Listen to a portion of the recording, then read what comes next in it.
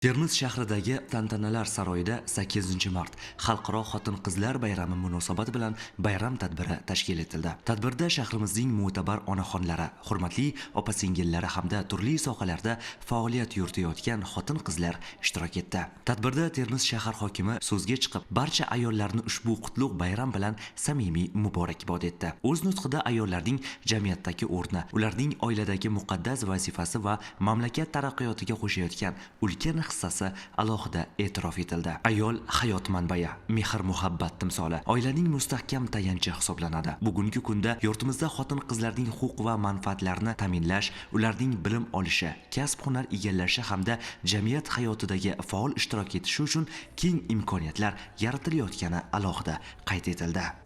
Ayol borki, olam munavvar. Ayol borki, dunyoda faqat go'zallik, latofat bo'ladi. Termiz shahrining bugun eng chiroyli, eng latofatli, eng mehnatkash, eng fidoyi ayollari aynan bugun mana shu yerda jam bo'lgan.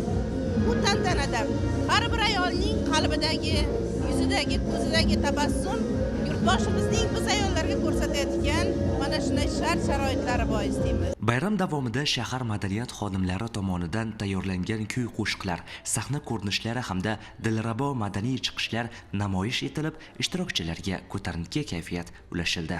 Biz juda ham xursandmiz. Termiz shahar hokimligi butun shahar eng ulug' ayollariga bugun ziyofat uyushtirib iftorlik qilib berdilar. Allohga shukr. Bugun eng ulug' kunlarda ro'za Ramazonlarda bunaqa chiroyli bayramlar bo'lyapti.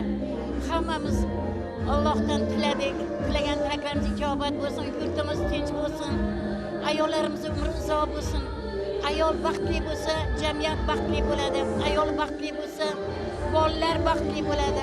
Biz nihoyat bugun baxtli ayolmiz. Tadbir yakunida dasturxon atrofida samimiy suhbatlar davom etib, bayram dasturi ishtirokchilariga yanada ko'tarinki kayfiyat bag'ishladi. Ushbu tadbir ayollarga bo'lgan yuksak ehtirom va e'tiborning yana bir yorqin ifodasi bo'ldi.